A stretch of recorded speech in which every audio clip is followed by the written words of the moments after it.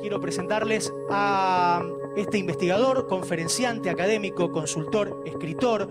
Ha dedicado la mayor parte de su vida profesional a aplicar los avances de las neurociencias al desarrollo de organizaciones y personas en temas de su especialidad, entre ellos neuroliderazgo, neuromanagement, neuromarketing y entrenamiento cerebral. Y algo de eso vamos a ver y a escuchar esta tarde-noche. Esta trayectoria está avalada, y escuchen, por una sólida formación académica. Es doctor en ciencias, máster en psicobiología del comportamiento y en neurociencias cognitivas, máster en economía, licenciado en administración de empresas, contador público, licenciado en cooperativismo, practitioner y máster en programación neurolingüística. Es director, además, del Instituto Braidot de Formación, que cuenta con su propio centro de entrenamiento cerebral, el Braidot Gym Center, y en el ámbito empresarial actúa como director de Braidot Business and Neurosciences International Network. Señoras, señores, con este fuerte aplauso lo recibimos al doctor Néstor Braidot. Gracias. Gracias, buenas noches.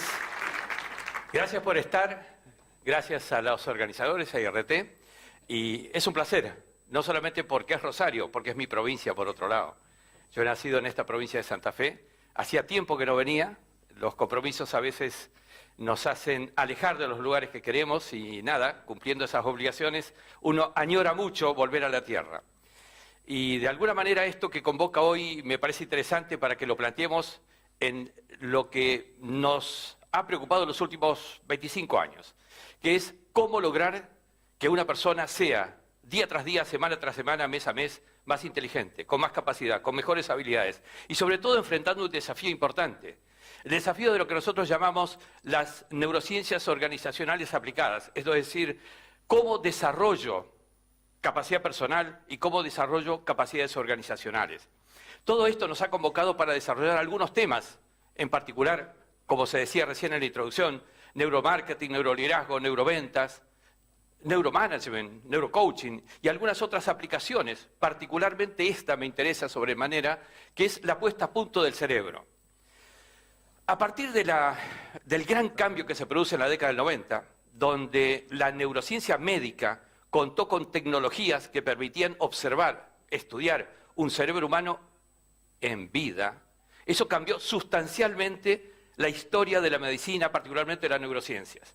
De hecho, si ustedes miran los Nobeles de Medicina desde el 96-97 hacia adelante, van a encontrar muchos de medicina, pero por neurociencias. Los comienzos del milenio, 2001-2002, fueron comienzos también de extrapolación de esos conocimientos del área médica, cuyo objetivo era curar o prevenir enfermedades, una extrapolación hacia otras aplicaciones. Claro, observando cómo funciona el cerebro, nos empezamos a dar cuenta que lo podríamos también hacer funcionar mejor en otras actividades. Tuve la fortuna que esos años me encontraron a mí trabajando en la Universidad de Salamanca, tenía una cátedra en la Facultad de Economía y Empresas, y yo siempre digo, la suerte del cafetín del Oviedo. ¿Por qué digo esto? Tuve que ponerlo como agradecimiento en el primer libro que he publicado allí por el 2003-2004 sobre estos temas, porque el cafetín del Oviedo está entre la Facultad de Economía y Empresas y la Facultad de Medicina en el nuevo campus de la Universidad de Salamanca, el nuevo que tiene 100 años, la universidad tiene 800. Pero ese cafetín del Oviedo reunía 3, 4, 5, 10 veces por día, muchas veces largo tiempo, a los que veníamos de economía y a los que venían de medicina.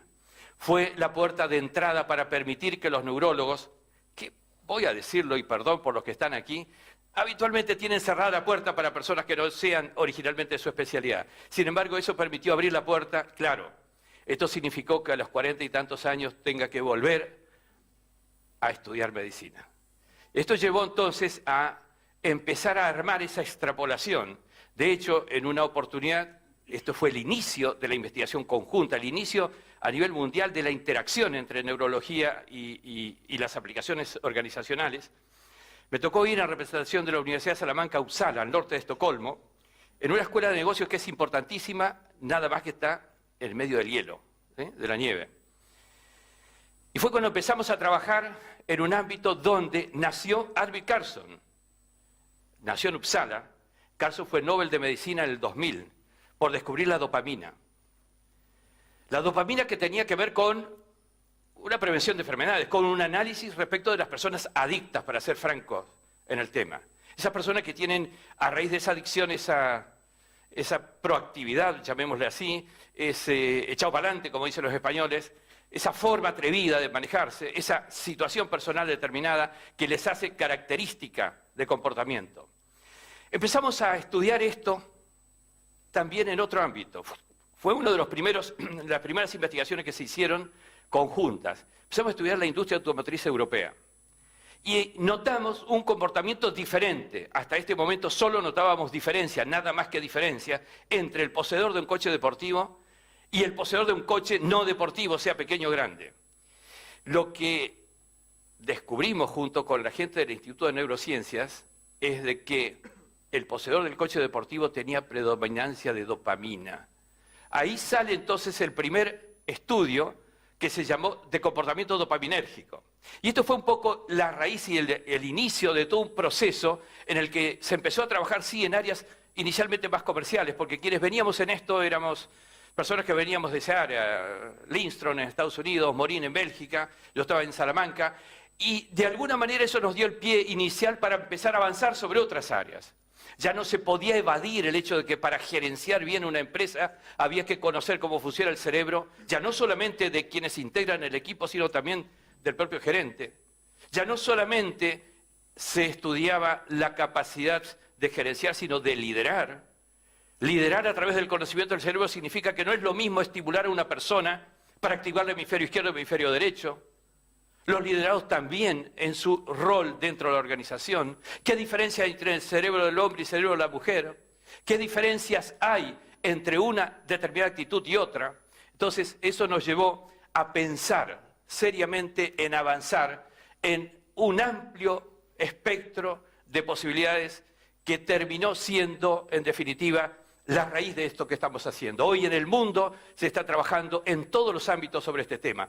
Voy a tratar de poner en el escaso tiempo que tengo ejemplos de todo tipo y algunas prácticas también para poder de alguna manera relatarles al menos algo que les permita conocer algunas cosas de nuestro cerebro que tienen que ver con las aplicaciones que ustedes pueden hacer, pero también que les permitan conocer algunas prácticas que podríamos hacer.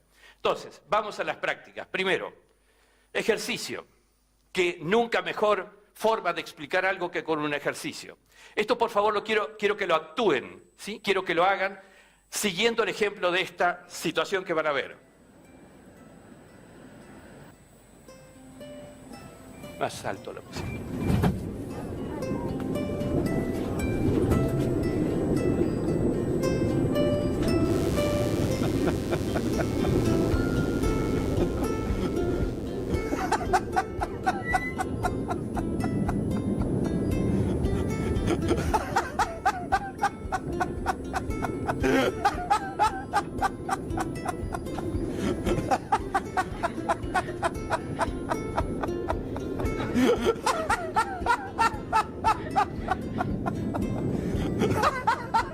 No tengan miedo, que funcionan las neuronas espejo.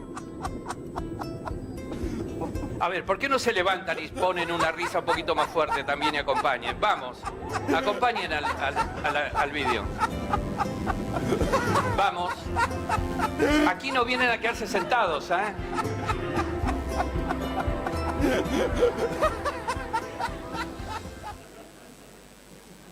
Bien. Cambio actitudinal.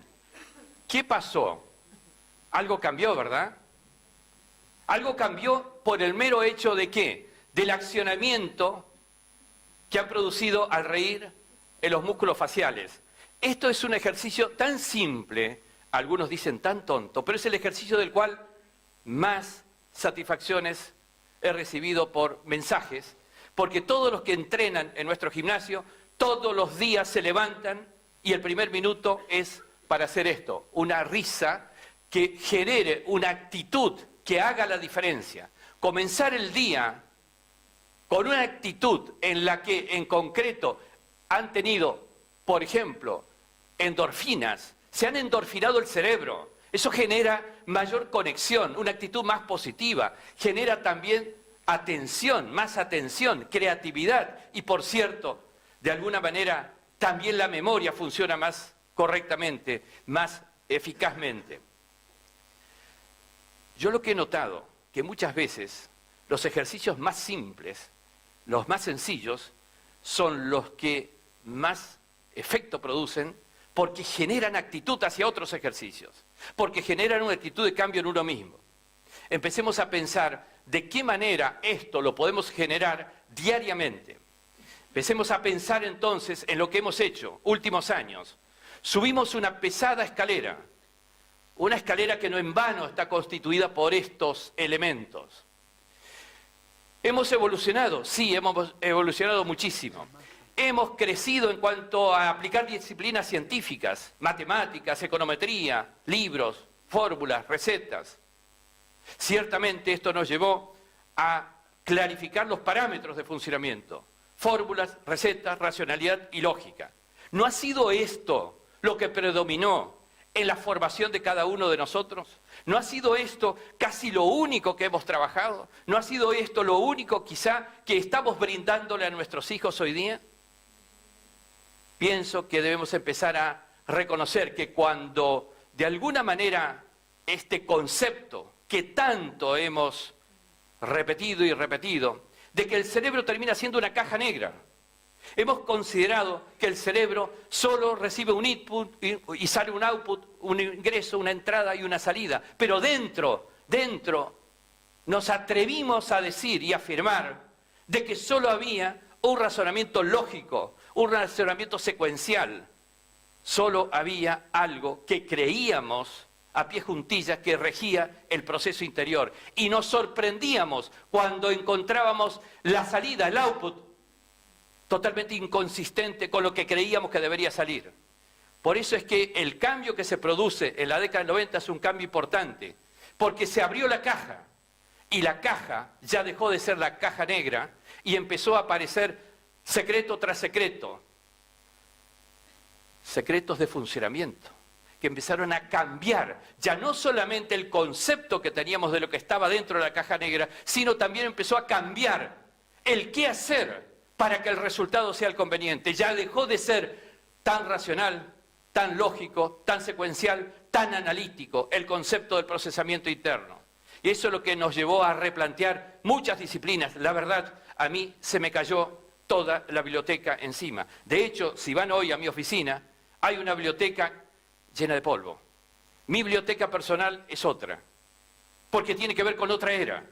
La era posterior, la era en la que empezamos a incorporar esto dentro de los estudios. Comenzamos entonces a descubrir cómo, de alguna manera, podemos descubrir cosas que permitan entrenar el cerebro. Ya no era suficiente con la lógica racional, ya no era suficiente con repetir y volver a repetir fórmulas y recetas. Se empezaron a crear las metodologías de entrenamiento cerebral, los gimnasios del cerebro. Esto nos lleva entonces en particular a plantearnos lo que está ocurriendo en el contexto, que suma a esto que acabo de decir. El conocimiento hoy día se duplica cada 2 años. Esto significa que además de lo que decimos desde el descubrimiento del cerebro, todo lo que estudiamos hoy en 2 años se superó. Tu chico que está en la universidad, que tarda 6 años en hacer la universidad, ¿qué le pasa cuando sale? ¿Tendrá el diploma? Sí, tendrá el diploma. Tal vez con un 10 felicitado. Ahora, el conocimiento que dice el diploma no está obsoleto. Y esto significa entonces un desafío grande, un desafío inmenso, en el que tenemos que cambiar metodologías, en el que tenemos que cambiar las formas y maneras en que estamos educando y educándonos. Esto significa también entrar en un mundo que enfrenta cambios disruptivos, cambios cualitativos importantes e imprevisibles. Y si no, miren, las últimas crisis, la última financiera que hubo, ¿quién preveía el cambio? No era lógico. Miren, ya no es una evolución donde subimos un escalón más. Es una evolución de cambio de escalera. Y ni siquiera sabemos si tiene peldaños y cuánto hay entre un peldaño y otro. Esta es la dimensión del cambio. Y se nos avecina tal vez un cambio superior aún, importante. Yo estaba dictando una conferencia en la APD, que es la Asociación de Personal Directivo de Madrid, de las empresas medianas grandes de Madrid. Lo habían invitado también a Antonio Damasio. Damasio es un súper experto, en realidad nació en Portugal, pero 50 años de trabajo en Estados Unidos, el error de Descartes y el cerebro creó al hombre y un montón de material hecho por Antonio. Estaba Francisco Rubio también, y en una discusión. Quiero decirles esto porque me parece que ya en el mundo, en todos lados, se está pensando este tema. Fíjense la discusión, posterior a las charlas, fue una de tantas que hemos dado. La discusión fue no solamente cómo evoluciona el cerebro humano, la inteligencia de las personas, sino hacia dónde vamos. Entonces empezamos a decir, sí, está claro que el cerebro, la inteligencia, la capacidad, el conocimiento del ser humano crece y crece crecientemente. Pero se observan en determinados tiempos saltos cualitativos por acumulación. Es decir, un salto y luego sigue el crecimiento. Analizando la historia, el último salto cualitativo importante de la evolución de la humanidad fue cuando algunos chimpancés se transformaron en hombres. Ya nadie duda, ni las creencias religiosas que ustedes quieran, la deriva animal del hombre. Pero ese cambio fue un cambio sustancial, una nueva especie apareció. ¿Saben la conclusión? Estamos a pocas décadas de otro cambio. De otro cambio mayor todavía que aquel que dio origen a ese salto cualitativo. Cuando Damasio termina de decir esto, le digo, Antonio, ¿te has dado cuenta que los descendientes de los chimpancés que no saltaron a ser hombres hoy están en los zoológicos? La pregunta es, ¿dónde van los que en el próximo salto no saltan? Y esta es la dimensión. Ustedes dirán, pero eso es ciencia ficción, estás hablando. Miren, no. Analicen el hijo, el sobrino que tienen en la casa y comparen con el cerebro, ya no de otra generación de ustedes. Compárenlo con el chico que tiene 5 años más. Yo he hecho la prueba. Su cerebro es diferente, es distinto. Capacidades distintas. Por cierto, sobreestimulación. Hay que tener cierto cuidado, pero evidentemente la evolución está dando origen a otra dimensión. Y de hecho esto se observa y científicamente está de alguna manera planteado hoy día. Es decir, más que fórmulas para el desafío que se nos viene hay que aprender a crearlas. Más que fórmulas, aprender a crear fórmulas. Lo que fue la tradición en las universidades de estudiar de memoria el librito del profesor y la clase del profesor para aprender, repetirlo de memoria en un examen y sacar un 10 felicitado no existe más. Las empresas no necesitan que repitan el libro de memoria. Las organizaciones necesitan gente que sepa crear cosas. El mundo laboral futuro no tiene que ver con la competencia del hombre con el computador y el robot que cada día tiene más y más y más funciones y más memoria y además trabaja 24 horas. Digo por lo bajo, un empresario me dijo, y además no tiene sindicatos. Por cierto, entonces, repetir fórmulas y recetas es entrar en la obsolescencia. Por eso es que el planteo hoy día es aprender a aprender. Pero hay algo importante que está en rojo allí, que es que para aprender a aprender hay que aprender a desaprender. Y vaya si nos cuesta. Lo que tenemos grabado, que fue exitoso, si fue exitoso, ¿cómo lo voy a dejar? Yo lo veo en empresas en las que hemos trabajado para hacer la sucesión familiar. Y los patriarcas fundadores me dicen, pero querido, a mi hijo hay que decirle que esto se hace así, así y así. Y si no, mira, vine de Italia con una mano atrás y otra adelante y hice esta empresa. Esto fue un éxito, repitamos el éxito. Es que el contexto cambia. Y para poder enfrentar con éxito un contexto que cambió, hay que cambiar. Por otro lado, las personas son diferentes. Yo le decía, y esto es cierto, a un empresario italiano, le decía, veniste de Italia con una mano atrás y otra adelante, corrido por la guerra y el hambre. Tu hijo fue a la universidad porque se la pagaste. Y bien que hiciste, pero no pretendas que tenga la misma actitud que tú has tenido. Entonces, esto también se plantea en términos de que para este objetivo tan importante como poner nuevas herramientas en el maletín de herramientas de cada una de las profesiones, es que se desarrollen en el cerebro de esas personas otras habilidades, nuevas habilidades. Y este es el desafío. Por eso, luego de transitar por neuromanagement, neuroliderazgo, por neurocoaching, por neuromarketing, terminé diciendo, no, la gran cuestión que sostiene todo esto es el entrenamiento, el gimnasio cerebral, que hace que cada una de las personas, cualquiera sea la profesión, cualquiera sea la actividad laboral, pueda tener éxito porque tiene un cerebro evolucionado, cambiado, mejorado. Y este es el tema que me parece importante que digamos. Por eso quiero darles la bienvenida a lo que, según mi amigo Paco Rubia, es un emérito de la Complutense de Madrid, decía, revolución neurocientífica, una nueva era en la que ya no solamente incidió en la medicina y la práctica concreta de la neurociencia, sino que además está cambiando los parámetros de la economía en el mundo, más que lo que hizo la revolución industrial algún tiempo atrás. Y este es el desafío que se está planteando. Un desafío que me parece que es importante porque permite que busquemos y encontremos esta llavecita, la llavecita del cerebro que nos permite entender de alguna manera cómo funciona y hacer que funcione mejor y hacer que evolucione además mejor. Nosotros no nacemos inteligentes o no inteligentes. Nacemos con una herencia genética que representa en la adultez del cerebro, alrededor de los 40 años, un escaso 17%. El resto es lo que técnicamente se llama epigenética o lo que podríamos denominar efecto del contexto familiar, escuela, ciudad, país, universidad. ¿De qué manera eso incidió en la expresión o activación de los genes? Ya no el gen, sino la activación de esos genes, que representan la conducta, el comportamiento, el cómo interpreta, toma decisiones. Por eso es que hay que estudiar en los dos planos. Y lo primero que hay que buscar es esa llave. Y la primera llave que creo que hay que específicamente resaltar es esta. Nosotros tenemos como el iceberg, que lo pongo como metáfora explicatoria, una realidad en la que observamos un pedacito de hielo flotando, pero ese pedacito de hielo flota porque hay esta inmensa base debajo que sostiene ese pedacito de hielo. En el cerebro ocurre lo mismo.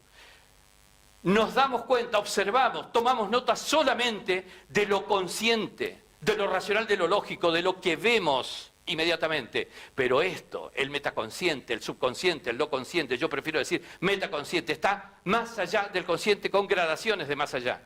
Eso es lo que de alguna manera sostiene esta realidad consciente, que es una especie de salida del metaconsciente, una expresión abierta del consciente. Y ya lo vamos a ver por qué. Lo cierto es que hay dos planos para entrenar el cerebro y para desarrollar inteligencia. No solamente el plano consciente deductivo, sino fundamentalmente el plano metaconsciente, que es de alguna manera la base desde donde se toman decisiones exitosas o no exitosas. Fíjense, decidimos entonces con lo que nos provee el metaconsciente. Aunque creamos que sea consciente, en realidad el ser humano no es racional, sino que racionaliza sus decisiones, que no es lo mismo. Es decir, lo racional convalida lo que surgió no racionalmente. Entonces, a partir de esto, veamos esta investigación que ha hecho Dylan Haynes, un biólogo de Berlín. Es una entrevista con Edward Purcell. En el futuro, se podrán predecir el comportamiento y la experiencia de una persona a partir de su actividad cerebral. John Dylan Haynes. ¿Somos libres cuando decidimos? ¿Qué margen tiene el libre albedrío ahora que la neurociencia comienza a desvelar el gran poder del inconsciente? Ya hay máquinas para ver cómo decide el cerebro, y los primeros resultados muestran que antes de entrar en la conciencia, muchas decisiones ya están tomadas por complejas redes cerebrales. Realizamos un experimento con un escáner cerebral en el que las personas debían tomar decisiones muy sencillas. Podían decidir si pulsaban un botón a la izquierda u otro a la derecha. En este caso sientes que eres totalmente libre de elegir de hacer una cosa u otra. No hay nada que te obligue a elegir una opción o la otra. Registramos la actividad cerebral de las personas y descubrimos que podíamos predecir su decisión. Si iban a pulsar el botón de la izquierda o de la derecha 7 segundos antes de que lo hubieran tomado. No 7 segundos antes de que pulsaran el botón, sino 7 segundos antes, incluso de que pensaran que habían decidido cuál iban a escoger. La decisión se puede dividir en dos. Hay dos aspectos que forman una decisión. Por un lado, el proceso cerebral, algo que ocurre en el cerebro y que te lleva a elegir una cosa u otra. Y por el otro, que conscientemente sabes qué quieres hacer. Ahora tomo una decisión. Pero parece que antes de eso se produce un procesamiento inconsciente en el cerebro. En el cerebro sucede algo que prepara tu decisión, que te conduce hasta ella e influye en la manera en la que tu mente consciente elige. Bien, fíjense qué interesante. Todas las decisiones se inician en el metaconsciente. Que luego se trabaja en el consciente, sí, pero se inicia en el metaconsciente. Hay tres preguntas aquí importantes. Primero, ¿con qué elementos trabaja el metaconsciente? Porque eso es el lugar donde debemos trabajar. Segundo, ¿dónde está el albedrío humano si el metaconsciente te condiciona a las decisiones conscientes? Y es un tema dilucidar esto. Por otro lado, el metaconsciente empieza a activarse previamente a la conciencia del estímulo. Existe una conexión previa a la conexión consciente. Y nos seguimos quedando con la historia antigua respecto de que todo se resume en el consciente racional de las personas. Todas las decisiones se inician en el metaconsciente y por consecuencia se inician en memorias grabadas antes de ahora, del momento presente. Es decir, aquello que se decía que el ser humano es un conjunto de memorias ambulantes, no está tan lejos de la verdad. Esto significa decir que lo que has grabado en tu memoria hasta hace un minuto, eso va a condicionar tus comportamientos a partir de ahora y hacia adelante. Claro, con un proceso de actualización de las memorias, sin duda, después lo veremos a esto, pero ciertamente que la decisión presente depende de la memorización anterior al presente. ¿Y el albedrío dónde está? ¿El ser humano es un robot dependiente de sus memorias? Es que nos hemos equivocado. El lugar donde está el albedrío humano. El albedrío humano no está en el momento que decido, está en el momento que permito que una memoria se grabe en mi mente. Por eso es que es tan importante algunos ejercicios que en el gimnasio hacemos. O no puedes activar algo para hacer que se grabe en tu memoria lo que quieres que se grabe y no lo que la circunstancia hace que se te grabe. El ser humano tiene experiencias, pero la experiencia no es lo que te pasa, sino lo que tú haces con lo que te pasa. Esto significa que hay que empezar a trabajar en un lugar y de una forma diferente. Lo que te ocurre necesita que sea intervenido con tu responsabilidad y autoridad para que sea grabado en la forma que quieres grabar. Luego voy a mencionar qué ejercicios hay para esto. Pero ciertamente que hay que corregir ciertas experiencias y aprendizajes para que cuando se graben no ensucien todas las memorias. Y esto es un tema que me parece importante decirlo. Lo cierto es que ahora podemos definir esto que se denomina efecto primicia, efecto priming, o efecto anticipador, como quieran llamarlo. El ser humano comienza a activarse en respuesta a un estímulo previamente a ser consciente del estímulo. Es decir, antes que la razón y antes que la lógica, el metaconsciente comienza a responder. Dirán, claro, pero no es la respuesta, comienza la respuesta. Sí, cierto, pues ¿ustedes se acuerdan aquella frase? ¿Nunca tendrás una segunda oportunidad de causar una primera buena impresión? Es decir, lo que está primero tiene la fuerza de estar primero, además de ser la fuerza en sí mismo de lo que contiene eso que es primero. Por eso es que este efecto priming explica muchas decisiones que la lógica del análisis presente no la puede explicar.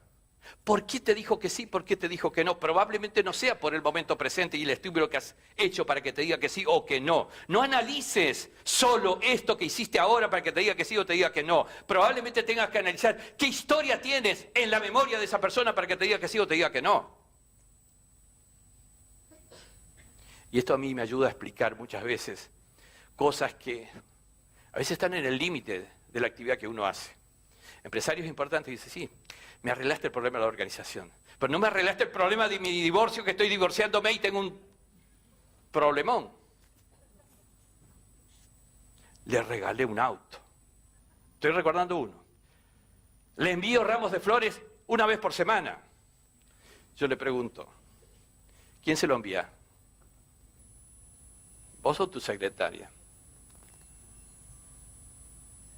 Además, ¿analizaste la historia? ¿Por qué te responde que no? Por eso es que cuando hablamos, por ejemplo, de neuroeducación y neuroaprendizaje, también hay circunstancias que exceden el contenido del librito que tienes que dictar en la clase.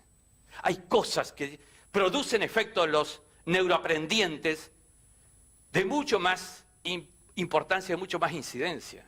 ¿O ustedes creen que los problemas que hay en los colegios hoy día no tienen que ver con esta circunstancia?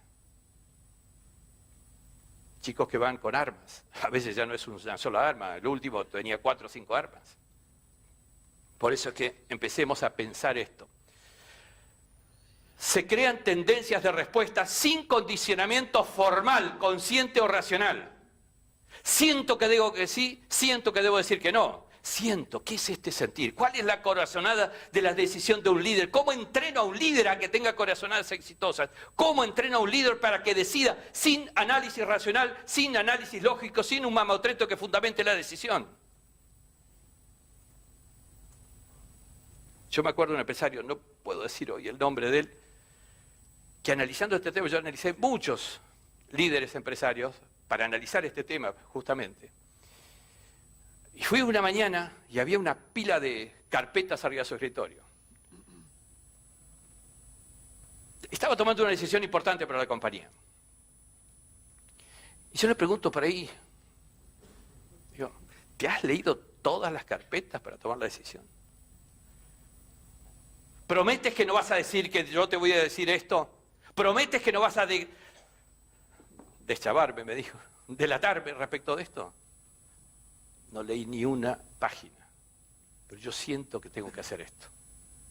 ¿Cuántas de estas decisiones no tienen esta fundamentación? Y ustedes dirán, ¿son decisiones de suerte? Sin fundamento no son decisiones de suerte. La etapa superior de la inteligencia es la intuición y a intuir se entrena el cerebro. Y este es un tema importante, que a veces parece increíble, pero es cierto, es posible que podamos lograr esto. Decidimos según lo que tenemos grabado en la memoria. Decidimos según lo que tenemos grabado en la memoria. Por eso hay que cuidar la memoria. Por eso hay que cuidar lo que memorizamos. Por eso hay que tener en cuenta que ha cambiado el foco de atención donde está verdaderamente la raíz de las buenas decisiones. Y a partir de esto entonces pensemos, ¿cómo memorizamos? Todas las experiencias, todos los aprendizajes se graban en redes neuronales. No se graba un libro en el cerebro, ni una conferencia en la otra parte del cerebro. Solo aparecen estímulos que conectan una neurona con la otra, una conexión neuronal. Y esa conexión da cuenta de algo que está grabado y que mañana te va a influenciar en la toma de decisión. Esto que estamos haciendo ahora es generar conexiones cerebrales. Por cierto, no pretendo que se acuerden de todo esto mañana, pero sí que tengan alguna conexión neuronal que cuando necesiten algo vinculado con este tema les surja la conexión. Uy, ¿a qué dijo tal cosa? No importa que la recuerden de memoria, solo que aparezca cuando la necesitan. Y este es el secreto del aprendizaje hoy día. Por eso entonces, la idea es que toda nueva información, todo aprendizaje, toda experiencia reestructura y resignifica memorias anteriores. Y esto es importante. Primero para decirles que las memorias de un hecho no perduran tal cual nítidamente como fue el hecho. De hecho, en tribunales de justicia hoy día, y me refiero concretamente a uno porque conozco a la persona que está trabajando en él, más, trabajamos juntos, Herrera Pino, en el condado de Dade, en Estados Unidos, están cuestionando todos los testigos de hechos, porque todos nosotros, no solamente esos testigos, actualizamos las memorias. Es decir, lo que ocurrió hace 6 meses, lo voy actualizando por lo que va ocurriendo posterior y vinculado con esa experiencia. Con lo cual, lo que yo declaro en el juicio es aquello que ocurrió actualizado. Con lo cual, no es fiel testigo. Por lo positivo, esto nos permite a nosotros una gran herramienta, que es actualizar y resignificar. Tu experiencia negativa vale memoria, sí, pero si la resignificas y rápidamente, seguramente esa memoria se va a actualizar y no va a ser un pote de basura tirado al cerebro. Por eso el trabajo, que muchas veces deviene de técnicas que quizás se originaron en Oriente, yo he hecho mucha experiencia en la India, hoy por hoy en el mundo occidental se están aplicando a pie juntilla. Hoy no existe un empresario que pretenda ser exitoso si no hace meditación diaria. Yo no admito a nadie en el entrenamiento cerebral si no incorpora inmediatamente al menos la pauta mínima de ejercicio, y entre ellas está la meditación. Porque la meditación te permite resignificar las experiencias, sobre todo la meditación nocturna. Entonces, prácticas. Potenciar percepción. ¿Por qué digo potenciar la percepción? Porque en realidad, la mayoría de nosotros, que no estamos alertados del tema, somos pasivos receptores de lo que el mundo actúa en torno nuestro. Tanto en lo que actúa visualmente, en lo que actúa auditivamente, tacto, olfato, gusto. Y eso es algo que perdemos en el enriquecimiento del cerebro. Cuando decimos que los estímulos de experiencias y aprendizaje son los que generan conexiones neuronales, que son lo que necesitamos para un cerebro más y más inteligente, estamos diciendo que lo primero es que tenemos que empezar a aprender a percibir. Y aquí yo les voy a proponer rápidamente, no vamos a tener tiempo de mucho ejercicio, pero sí algunas cosas me parece que deberían llevarse. Les voy a dar un consejo: aprendan del ciego. El ciego, que lamentablemente no tiene vista, ¿no es verdad que oye más que ustedes? ¿No es verdad que los demás sentidos también los tiene mucho más sensibilizados que cada uno de nosotros, que tenemos la fortuna de tener los 5 sentidos? Aprendan del ciego. Ejercicios que hacemos en el gimnasio. Para aprender a percibir hay que forzar la percepción sentido a sentido. Porque de esa manera las estructuras neuronales van a esforzarse y guardar ese ejercicio de esfuerzo captando más. Con lo cual, ¿quieren hacer pautas de algunos de los ejercicios del gimnasio? Bien. Primero, esto no lo podemos hacer aquí, pero lo pueden hacer esta noche. Vayan a ver una película en el televisor, sin sonido. Y por favor, esfuércense al máximo para explicarse o explicar a alguien el argumento de la película que han visto sin sonido. No me interesa que puedan explicarlo bien, no me interesa que sea exacto, que sea perfecto la explicación, me interesa que hagan el esfuerzo, porque ese esfuerzo activa esas neuronas. Mañana vean otra película, mejor dicho, vean, sin imagen, solo el sonido, y hagan el esfuerzo por captar el argumento de la película.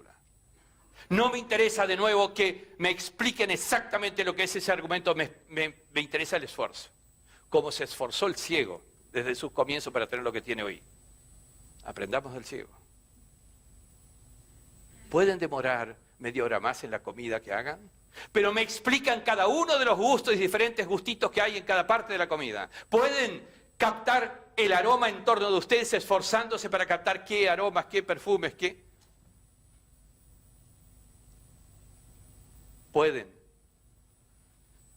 al menos día por medio, todo lo que hacen desde que se levantan, excepto la risa, que sí la hacen a ojos abiertos, el resto, ojos cerrados, hasta que salgan del baño.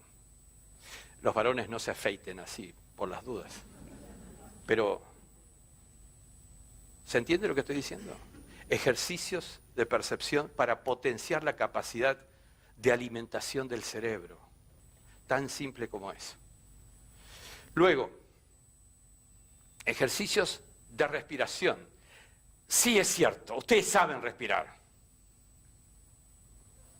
Pero saben respirar solo con lo que el instinto básico, más básico, animaloide, tienen. hay que aprender a respirar. Vamos a hacer rápidamente un ejercicio rapidito de respiración en 3 niveles, ¿sí? Bien, primero, sentados rectos, ¿sí? Como si estuvieran rectos, coronilla, coxis, centro de la tierra. Ponen las manos, yo voy a pararme así me ven bien, pongan las manos así, arriba del hueso de la cadera, ¿sí? Los que toquen los 2 dedos, párense que los felicito, yo todavía no llego. Así sentados puede ser, ¿eh? Entonces, ahora lo que tienen que hacer es un ejercicio de llenar totalmente los pulmones a un conteo que les voy a hacer más fuerte. Vamos a hacer 2 o 3 veces. Esto es un ritmo de hasta 10 de estas respiraciones profundas. 5 respirando totalmente, 5 vaciando totalmente, reteniendo sin aire, ¿sí? Llenar, vaciar totalmente. Empezamos. Nos ponemos bien, derechos y comenzamos a llenar de aire los pulmones al máximo posible al conteo de 1, 2, 3, 4, 5, retengo, 2, 3, 4, 5, expiro, 3, 4, 5, retengo, 2, aspiro, 2, 3, 4, 5, retengo, 2, 4, 5, expiro, 2, 3, 4, 5, retengo, 2. Bien, desarmo la posición. De esto, 10 todos los días, ¿sí? Segunda, para el nivel medio, las manos así, totalmente horizontal al piso, bajo las axilas, ¿sí?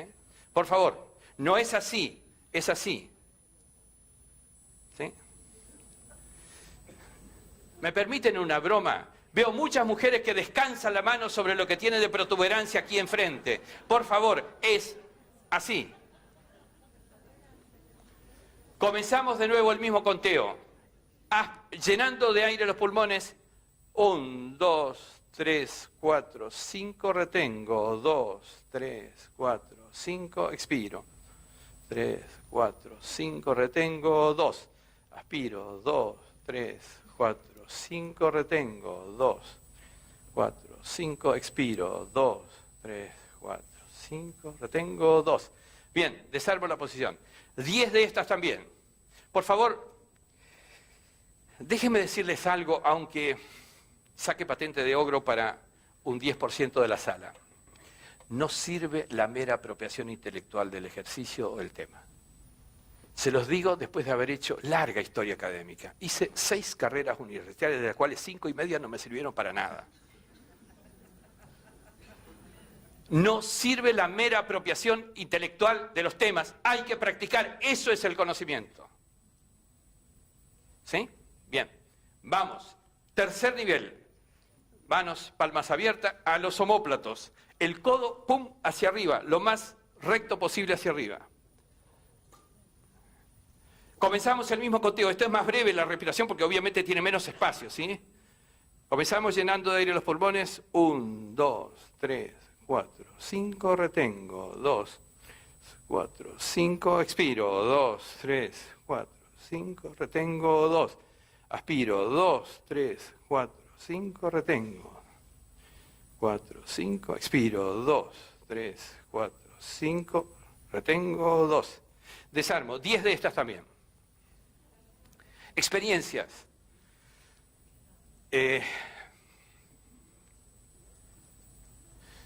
Una empresaria, integrante del directorio de una empresa importante de Centroamérica, después de haber hecho un programa que hacemos largo, ¿no? Un programa de 1 semana, 5 horas por día, ella me dice, tuve una reunión dificilísima del directorio, me estoy riendo todavía porque di vuelta a la reunión. ¿Y qué hiciste? Pedí permiso en medio de la reunión, me fui al baño e hice las respiraciones. Vine con todas la tranquilidad y la energía recuperada y pude dar vuelta la decisión de una reunión de directorio que para ella le interesaba muchísimo. Practíquenlo. Solo practíquenlo, porque eso es lo que le va a dar a ustedes resultados. Y esto los va a relajar. Después hay otro tipo de respiraciones también, pero bueno, me gustaría algún día poder desarrollarla más en detalle, pero ciertamente que esto ayuda porque están renovando energía, ¿sí? Necesitamos aprender a respirar también. Un tema que me parece interesante aquí, porque analizando el entrenamiento cerebral, las capacidades de las personas, las diferencias entre las personas, una de las primeras diferencias es esta, el género. ¿Y cómo juega el género en la activación cerebral, en las decisiones, en los comportamientos, en las conductas? Y este es un tema en el cual estoy trabajando intensamente. Estoy terminando de armar un libro sobre el neuroliderazgo de la mujer. Las diferencias son muchísimas, me daría para 5 horas de exposición solo de este tema. Pero voy a darles solamente unas pautas para que se den cuenta de hasta dónde tenemos que, en el caso de las mujeres, empezar a darse cuenta que tienen habilidades diferentes que aplicar respecto a las habilidades del hombre. Y no pretender competir, feminismo de por medio, en las mismas habilidades en las que son más fuertes los hombres. Y este es un tema. Y los hombres, saber aprovechar esto que es una diferencia que puede servir de alguna manera de apoyo. A quienes están, sé que hay médicos, sé que hay algunos del área incluso cercana a la neurología, si no neurólogos, permítanme una explicación un poquitito llana a efecto de ser comprensible, ¿sí? Porque hay algunas cuestiones tal vez de profundidad técnica que, bueno, en ese ámbito yo las precisaría. Pero fíjense, el cuerpo calloso, es decir, lo que está debajo del pensante, por sobre el límbico, una especie de protección del límbico, para llamarla en lenguaje coloquial, esto en el hombre es más angosto y es más grisáceo. En el caso de la mujer, esa misma zona es más ancha, más blancuzca. Ustedes dirán, pero ¿y a mí qué me importa a esta altura la diferencia fisiológica? Es que no es solamente una diferencia fisiológica, el problema es por qué es blanco y por qué es grisáceo.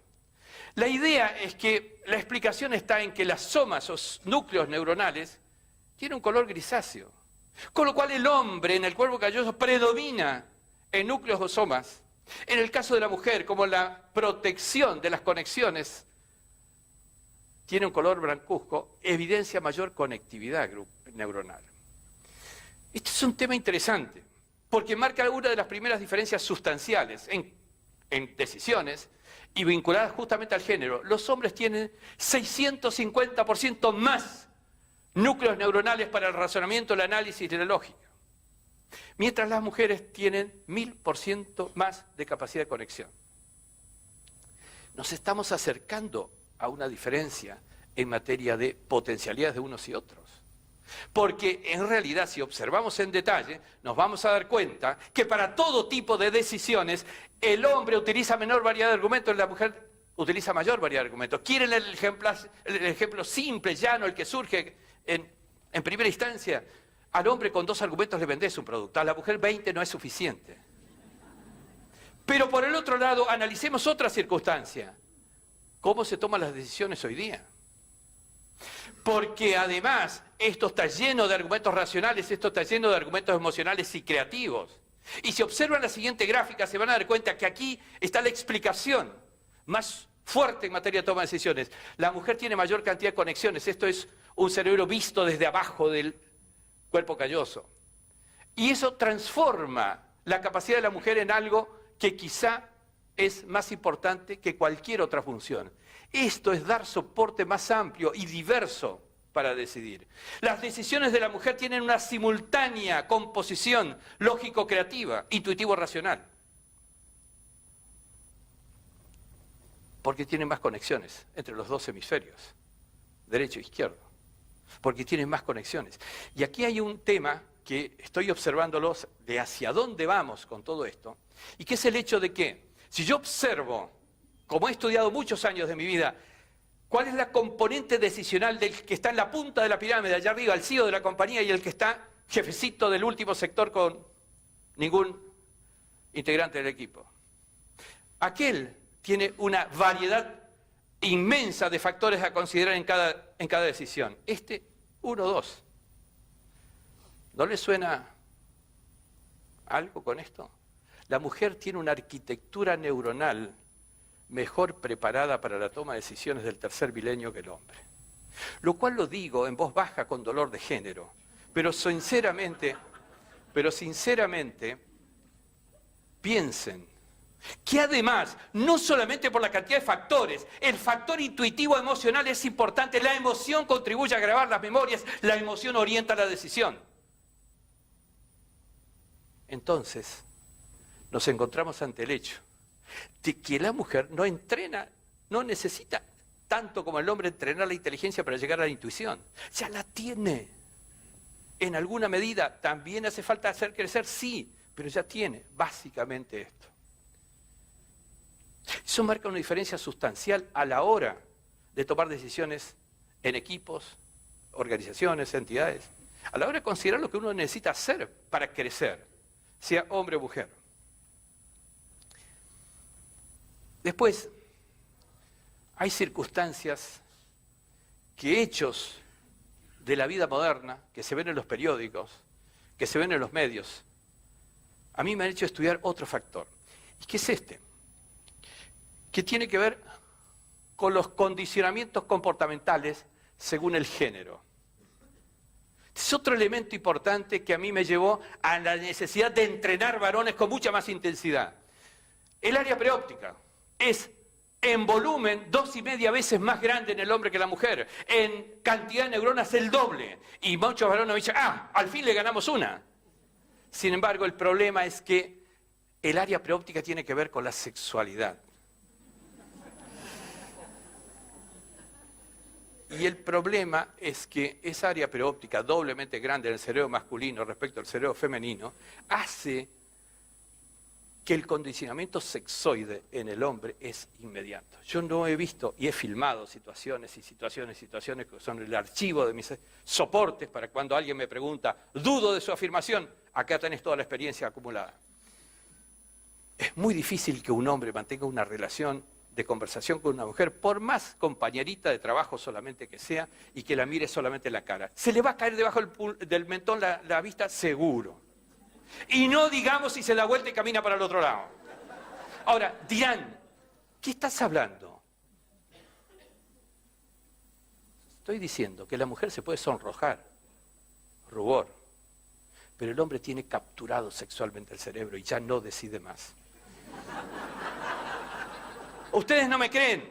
Experiencia de la Universidad de Leuven con 176 directivos empresarios. Leuven es, la Universidad de Lovaina de habla no francesa. ¿Sí? Es la vieja Universidad de Lovaina. Ustedes saben que Bélgica tuvo que hacer otra universidad con otra ciudad, Lovaina la nueva, para poder compensar, ¿sí? Una con otra, y esta última habla francesa. Esta es la vieja, la Universidad de Leuven. Fíjense lo que hicieron con estos 176 varones. Primero, los sometieron a esta estimulación. Inmediatamente los sometieron a esto. Toma de decisiones, política de crédito, decisiones comerciales, nivel de endeudamiento. Fíjense, tomaron decisiones muy apresuradas, con mayor riesgo y un montón de errores. Estoy hablando de estimulación o autoestimulación, porque en realidad también le pusieron solamente lencería. Y por cierto, esto nos lleva a una conclusión. En el caso de los varones, las tomas de decisiones son impulsivas, audaces, riesgos, errores. En las mujeres no se notaron evidencias de dependencia, obviamente en estimulaciones correspondientes, no las mismas, ¿sí? Asumen menos riesgos, cometen menos errores. Tuve que poner un argumento que me proteja al final, y proteja a más de uno, diciendo que a partir de cierta edad, la reducción de testosterona hace que aún en los varones, menos riesgo, menos audacia, menos errores. ¿Sí? Esto es real, además, verificado, por cierto. Entonces, este es un entrenamiento, foco atencional y concentración. Hay que entrenar a las personas. Luego de haberles abierto el panorama para que perciban muchas más cosas, ahora decimos, ahora que podés percibir mucho, foco atencional. ¿En qué tenés que concentrar la atención? Porque si yo entreno a un varón delante de una mujer, por hermosa que fuera, a concentrar la atención, a manejar su atención, voy a manejar la evolución de su cerebro en función de aquello a que le presto atención. La neuroplasticidad cerebral está condicionada por aquello a lo que le presto atención. ¿Se entiende? Y el foco atencional y concentración se entrena. No le voy a dar los 100 ejercicios que hacemos en el gimnasio, pero entrenar el foco atencional significa tomar objetos todos los días y empezar a captar más, poner más atención a este objeto, lo cual automáticamente implica eliminar distractores del entorno. Pero tengo que, con los 5 sentidos, mirar detallitos que no habíamos visto. Mire, es diferente el color. Aquí hay una frase, ¿sí? Kensington, sí, es su marca. Aquí está el certificado de importación. Hace ruido. ¿Qué estoy haciendo? Estoy entrenando mis sentidos a concentrar la atención en esto, para que con este ejercicio de concentrar la atención en esto, entrene a concentrar la atención cuando yo decido concentrar la atención. Esto significa que si yo quiero mirarle bajo el mentón, lo voy a hacer porque decidí hacerlo, pero si me concentro en lo que me está diciendo, la propuesta que me está haciendo, la propuesta que yo le hago, también lo puedo hacer. ¿Se entendió? Y muchas veces las mujeres necesitan tanto como el hombre en este punto por diferente razón. Porque la mayor sensibilidad y emocionalidad de la mujer hace que muchas veces distorsione su foco atencional por una distorsión emocional. Esto tiene que ser sumado a la capacidad de autoliderar emociones, que eso es complejo. Sobre todo, no por las emociones personales que uno pueda tener solamente, sino porque la enfermedad del siglo hoy es el estrés.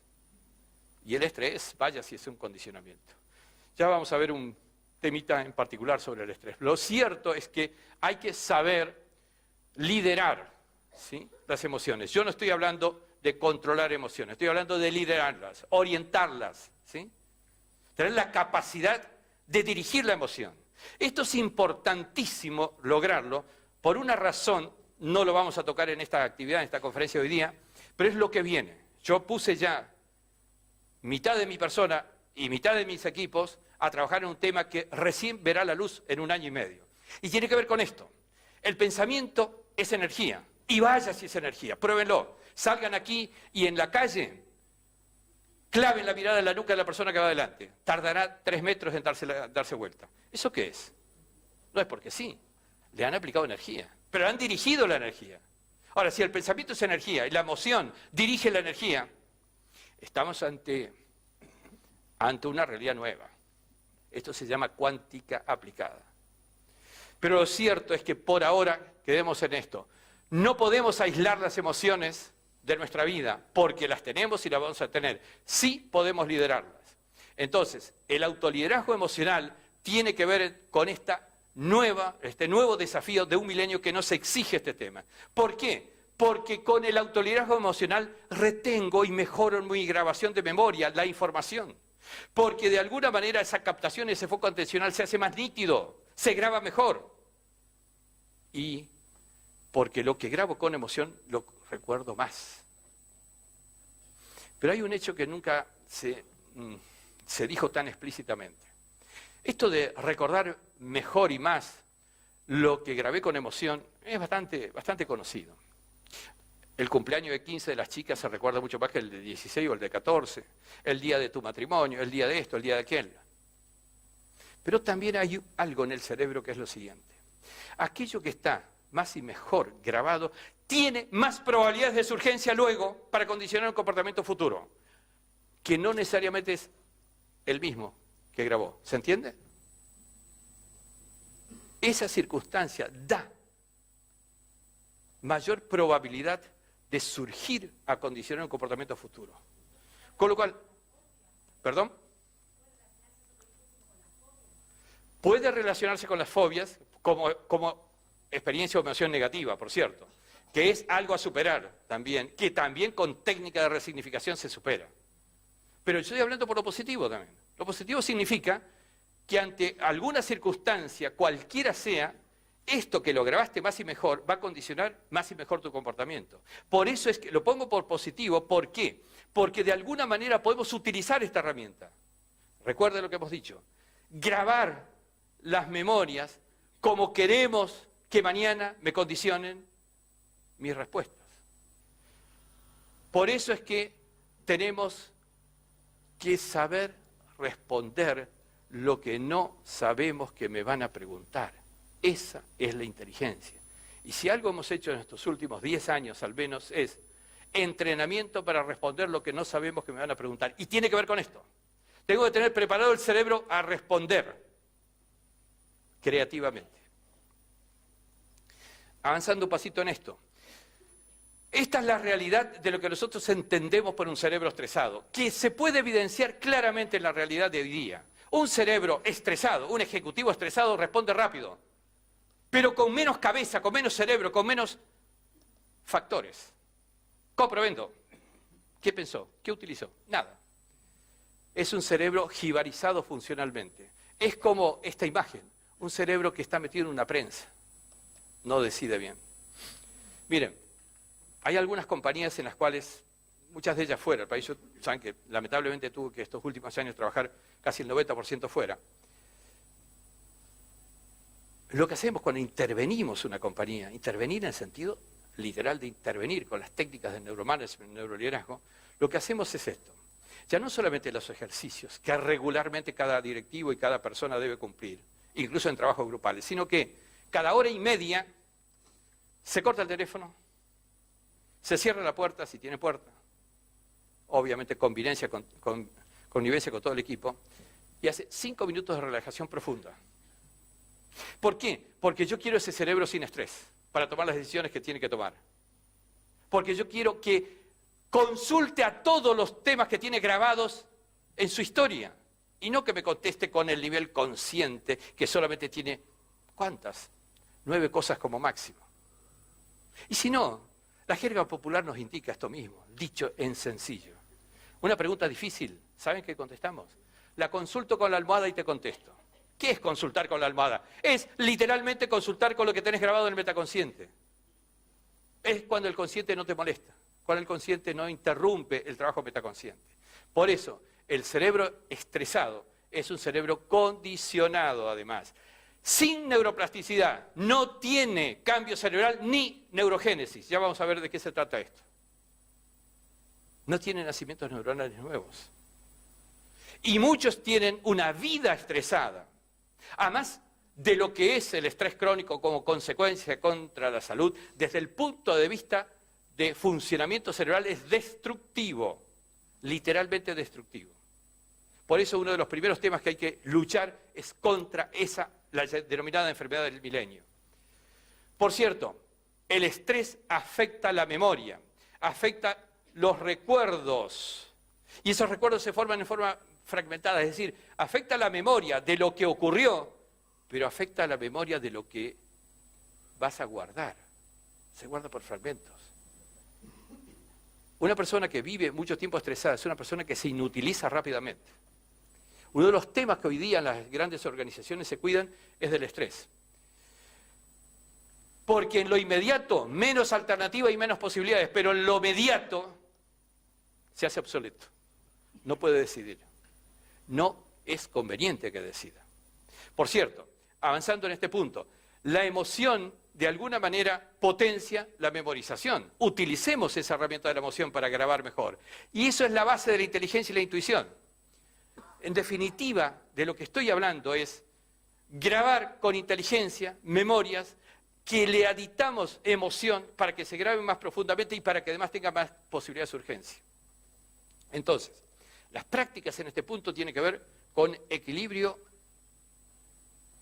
emocional y meditación, metódica y regular. Metódica y regular. Esto significa meditación en la mañana, significa meditar dirigidamente la agenda del día, meditar en la noche con resignificación de experiencias. Existen 1000 formas de meditar. Yo lo que tengo es una simple, solamente para el nivel de personas muchas veces sobreocupadas. Y sobre todo porque hay que hacerlas en espacios cortos de tiempo. Razón por la cual se sientan cómodamente, no crucen ni las piernas ni los brazos, es un problema de energías. Pónganse cómodos, si tienen necesidad acomoden las posaderas bien para que la silla se acomode a la posadera o la posadera a la silla, lo cual veo más difícil. Primer punto. ¿Por dónde entra la mayor cantidad de distracciones? Por la vista. razón por la cual este trabajo se hace con los ojos cerrados. Yo voy a hacer una experiencia explicada de meditación que va, de alguna manera, a algunos dificultarle un poco la meditación, pero prefiero que incorporen el desarrollo de la técnica para que luego la puedan practicar en cada uno de las casas de ustedes. Pero cierren los ojos, vamos a aplicar técnicas de relajación, iniciando un conteo descendiente de 10 a 1, mientras ustedes van viendo ese conteo descendiendo en forma imaginaria en una pantalla frente a ustedes. Vamos a ir durante el conteo dando instrucciones a cada parte del cuerpo que se relaje, a cada parte del cuerpo que se relaje, y prefiero que hagan la práctica y no que anoten, prefiero la experiencia y no la apropiación intelectual solamente, que si quieren me la piden, se la escribo. Cierren los ojos, empezamos dando instrucciones al cuero cabelludo que se relaje, a la frente que se relaje. 10, 9, concentramos la atención en la respiración, aire que entra, aire que sale. 8, 7, que se relaje nuestro tórax, pecho, brazos. 6, 5, concentrados en la respiración. 4, 3, 2, 1. Hacemos un conteo descendente adicional de 5 a 1. Ahora, por vuestra cuenta, las instrucciones a cada partecita del cuerpo que se relaje. Si hay alguna incómoda, focalicen la atención en esa parte. Y la respiración. 5, 4, 3, 2, 1. En este estado, concentrados en la respiración, vamos a elegir en nuestra memoria un lugar ideal, aquel lugar ideal de descanso de las últimas vacaciones, en el mar, en la playa, en el bosque, puede ser en el trabajo, en la casa también. Recuperamos las sensaciones auditivas, visuales, tacto, olfato, gusto de ese lugar. Rememoramos la experiencia. Y en ese lugar, en el que recupero la paz, tranquilidad, felicidad de ese momento, en ese lugar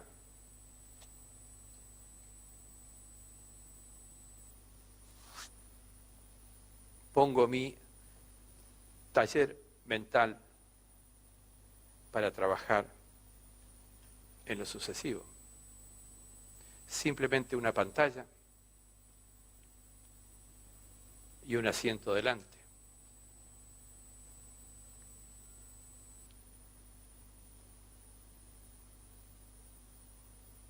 En esa pantalla, en el costado izquierdo, en columna, de arriba abajo, voy poniendo las experiencias negativas, conflictivas, problemas del día. Experiencia negativa 1, abajo la 2, la 3, la 4, la 5.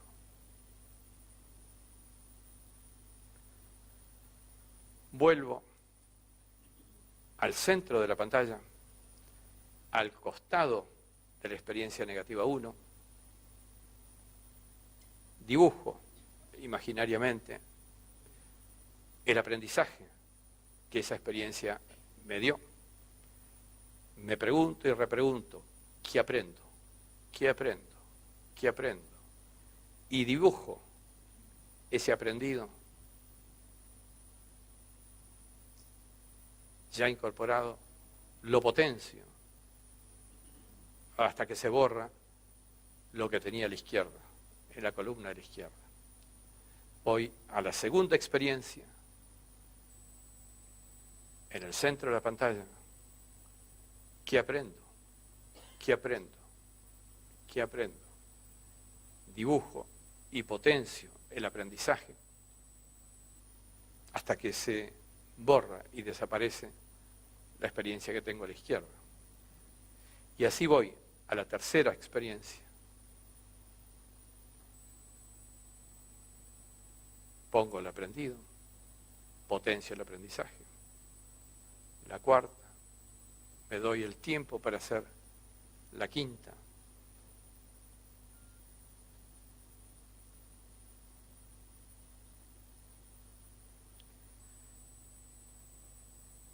Terminado el proceso con las 5, observo, solamente percibo la columna de aprendizajes que está en el centro.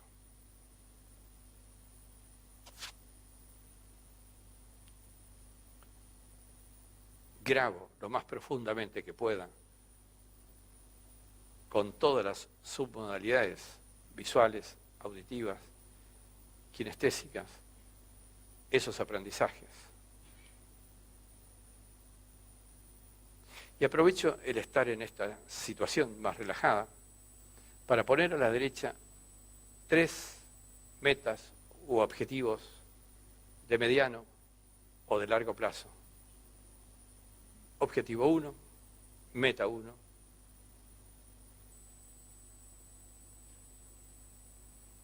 Lo percibo, lo imagino, lo grabo profundamente, como si tuviera ya conseguido. Objetivo 2,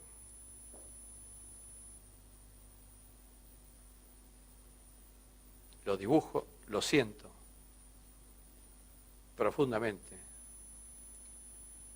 Objetivo 3, lo dibujo, lo siento permanentemente, profundamente. Y lo dejo a que el metaconsciente grabe y me ayude per se a conseguirlo. Desde este estado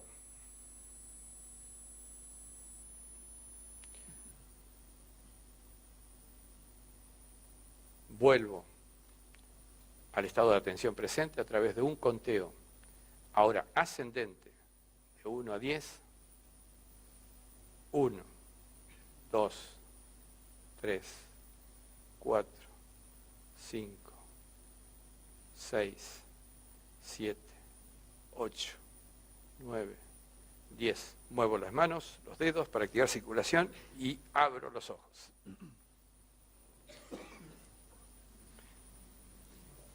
Quiero decirles algo. Mi primera formación, mi primera etapa de estudios fue racional y lógica. He sido, valga el tiempo de verbo, economista. Mi segunda etapa fue una formación mixta en neurociencias y algo que para mí significó un antes y después, que fueron mis viajes a la India. La primera etapa nunca creí en esto que acabo de hacer como ejercicio. En mi segunda etapa la vida me mostró que sirve, que vale. Les puedo dar 1000 ejemplos de haber planteado de esta manera, tan poco racional y lógica, cosas que luego mi racionalidad tuvo que admitir que sí, que se podía lograrlo. Yo no quiero invertir tiempo en fundamentarles científicamente por qué. Eso lo haré dentro de un año cuando trabajemos el tema neurocuántico. Yo hoy estoy haciendo una especie de relevamiento de los referentes mundiales en el tema. He estado con Chopra, he estado con Dispenza, he estado con Goswami, un físico cuántico interesante. Voy ahora, ni bien termino un entrenamiento, yo reúno a las personas que han hecho programas conmigo, los reúno en un entrenamiento para formadores en Buenos Aires el 30 de octubre. Termino el 4 de noviembre, el 5 me voy con Freddy Kaufman en México, de ahí sigo a España con Dispensa. La idea es esta: en todos los casos hay un punto de unión. Gente que viene de una disciplina, gente que viene de la otra y coinciden exactamente lo mismo. Esto es lo que fundamenta el salto cualitativo. Solamente pruébenlo. Como a mí me hicieron probarlo al comienzo sin creerlo. Cuando me di cuenta que la credibilidad, la creencia era importante, el que creo también significa el que puedo, empezó a precipitarse esto. Por cierto, entonces, el sueño es un estado de gran actividad. Por eso esta meditación con resignificación tiene que ser antes de dormirse. Porque hay que condicionar positivamente el sueño con experiencias de aprendizaje positivo. No hay que permitir, hay que poner un filtro, una valla, para que no entren las experiencias negativas, para que no tire un pote de basura al cerebro. El sueño, además, genera una revisión de todas las experiencias y aprendizajes, pero además lo hace en la plataforma de todas las memorias. En el sueño ustedes están en un estado meditativo, en un estado intuitivo, si ustedes quieren. Y si no, pregúntenle a Einstein. Soñé que cabalgaba un rayo de luz y ahí inventé la teoría de la relatividad. En fin, hay 1000 ejemplos. El descubrimiento, el invento no se produce en el estado consciente racional. Pero esto significa que estamos ante una oportunidad inmejorable de que ese proceso de revisión sea orientado. ¿O ustedes creen? ¿Por qué les dije de esas 3 metas u objetivos? Hay ejemplos sencillos. Para las chicas, pónganse a pensar, me voy a comprar esta falda de este color y esta marca dentro de 3 meses. Se van a tropezar cuánta falda parecida hay en esos 3 meses, cuánta vecina, prima, compañera de trabajo existe que tenga esa falda parecida. Voy a comprarme el coche de tal marca, tal color. No sé por qué, pero te aparece en la calle. ¿Cuánto vecino o amigo tiene algo parecido, si no igual? ¿Ustedes creen que eso no tiene explicación? Eso tiene una explicación al metaconsciente. El metaconsciente te está ayudando a conseguir lo que estás diciendo que quieres conseguir. Por eso decimos que esta es una etapa importante. Por eso digo, en este caso, dormir bien solidifica información. Y esto es que al descansar tomamos distancia y vemos las cosas más ampliamente. El sueño significa una situación de aespacialidad. No hay lugar. Atemporalidad, no hay tiempo. Ustedes sueñan ayer, hoy, mañana.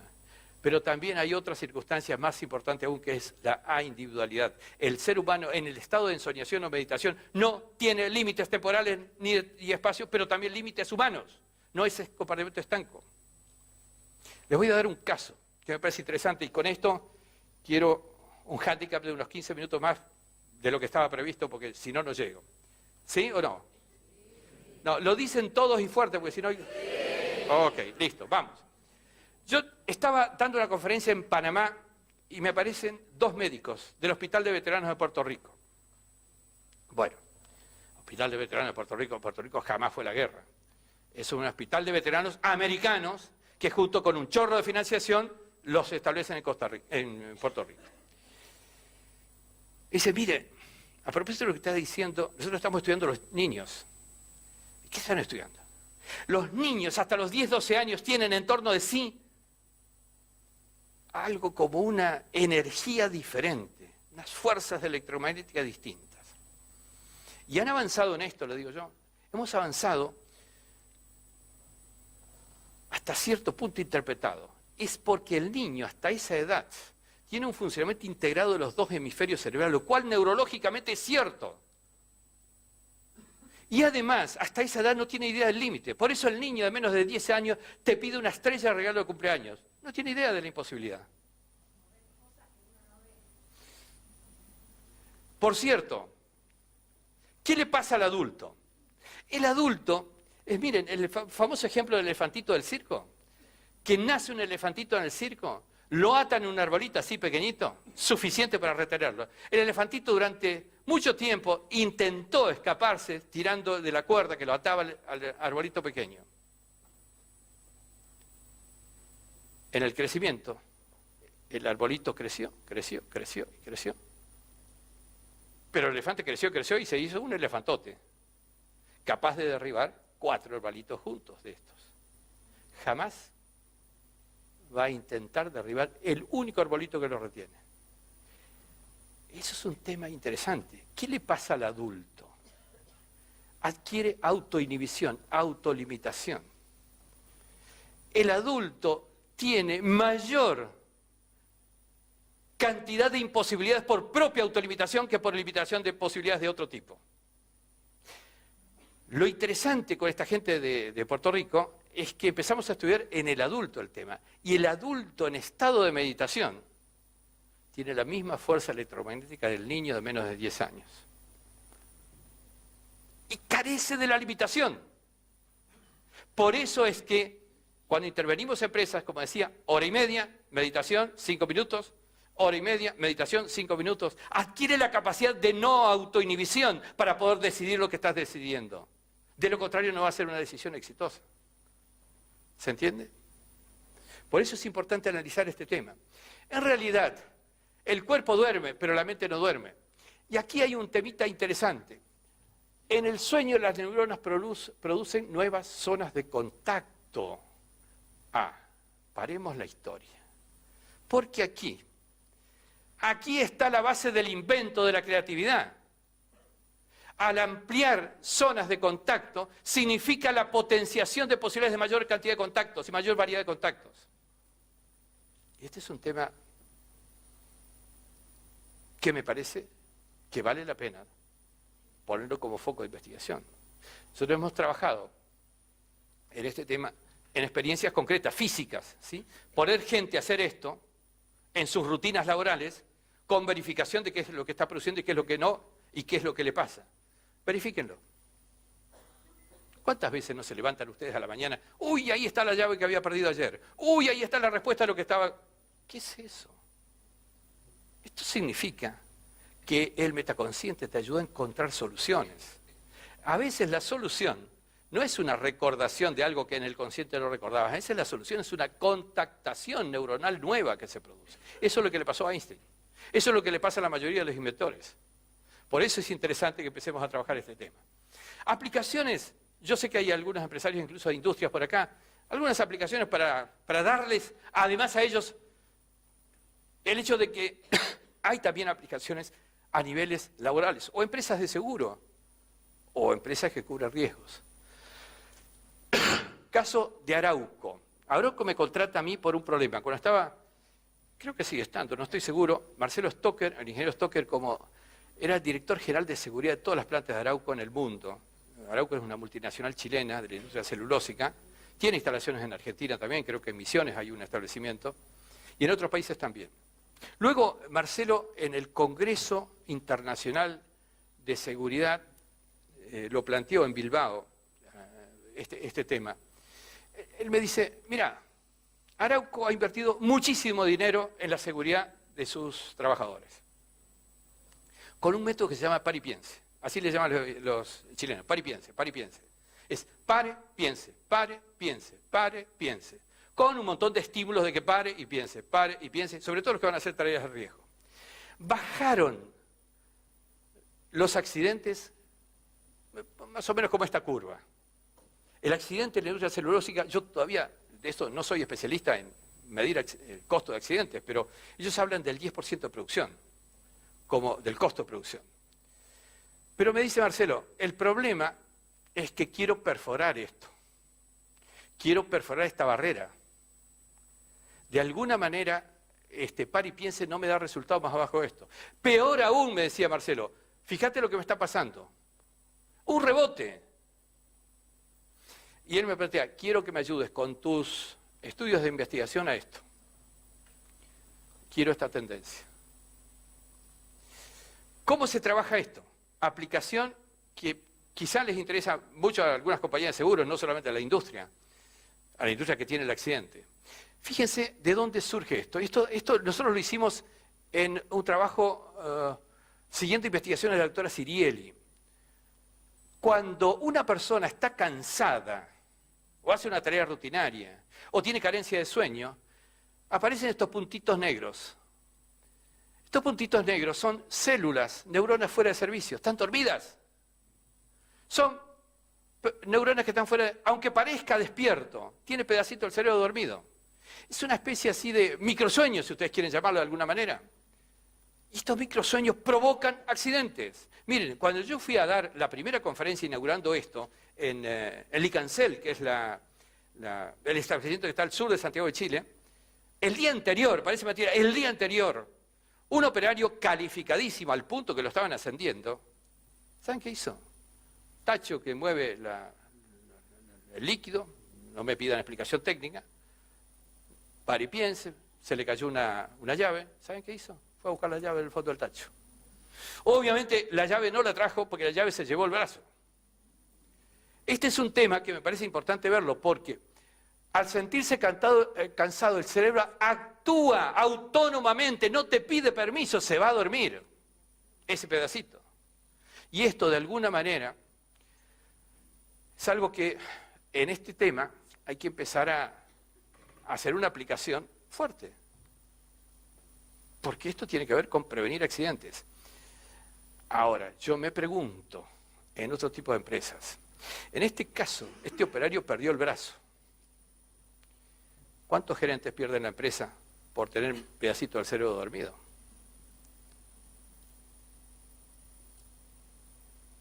Es un tema que hay que responderse. Entonces, a mayor cantidad y calidad perceptual, dijimos, más y mejor soporte al funcionamiento del cerebro. Más y mejor soporte al funcionamiento del cerebro significa que tenemos que empezar a trabajar con inteligencia, provocar el cerebro inteligente. La pregunta que me hago es si el talento de algunos elegidos es lo que rige o es la elección de algunos de serlo. Entonces, tome la decisión. ¿Quieren ser inteligentes o no? Esto es en buen romance lo que estoy diciendo. Los elementos, el ser humano los tiene a la mano. Por eso decimos, la inteligencia no es algo sobrenatural. La inteligencia no es algo mágico, no es algo hereditario, no solamente se hereda, simplemente es una capacidad que todos podemos desarrollar, todos podemos aprender, todos podemos entrenar. De esto se trata. De esto se trata el desafío que se nos viene encima en este nuevo milenio. La revolución neurocientífica ya está incorporando otros elementos que van a cambiar, están cambiando el mundo. ¿Cómo está nuestra capacidad de captar, de aprender, de atender? Este es un tema que tenemos que medirnos rápidamente. Mídanse ustedes. Hagan este test rápido. Cuenten los pases entre el equipo blanco. Los que ya lo saben, que yo lo he pasado algunas veces, no alerten a los demás. Pero cuenten los pasos, los pases does the team in white make? entre los blancos solamente. ¿Eh?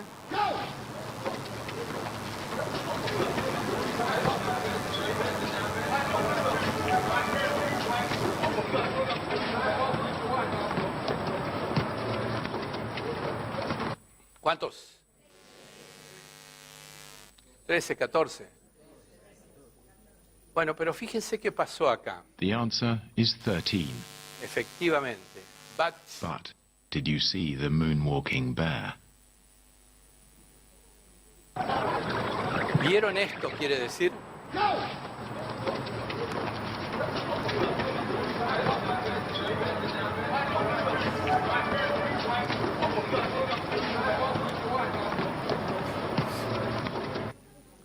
La pregunta que me hago, si van por la vida sin ver un oso negro y grandote así delante, ¿cómo van a encontrar nuevas oportunidades? ¿Cómo van a encontrar nuevas cosas para hacer? Y un responsable, ¿cómo pide a un trabajador que trabaje? La pregunta condiciona la respuesta. Si yo insisto 2 y 3 veces, cuente los pases entre el equipo blanco, cuente los pases entre el equipo blanco, cartel, cuente los pases entre el equipo blanco, ¿saben qué hago? Condicionarles la respuesta. ¿Cuántas veces no lo hemos hecho liderando un grupo? ¿Y qué necesitamos hoy? Que me responda taxativamente cuántos pases entre el equipo blanco o que me diga con creatividad todo lo que observa. ¿Se entiende? Este es un poco el desafío de hoy día, por lo cual hay que entrenar, ya no solamente a la atención, sino entrenar a los ejecutivos a ser más eficaces preguntando. Y también entrenarse ¿a qué? A mirar antes que solo ver, que es incorporar una actitud proactiva de observar, no ser sujetos pasivos de lo que ocurre en torno. A escuchar, no solamente oír, no ser sujetos pasivos de los ruidos de entorno. Y también a sentir, a olfatear, a degustar. Proactividad en la captación por cada uno de los sentidos. Eso les va a dar una riqueza que no se imaginan. Van a darles a ustedes herramientas nuevas, diferentes. ¿Por qué? Y simplemente porque van a empezar a tener más riqueza cerebral. Los entrenamientos para percibir, para desarrollar atención, ¿qué es lo que buscan? Densidad de atención. ¿Qué es la densidad de atención? Mayor cantidad de atención por unidad de tiempo.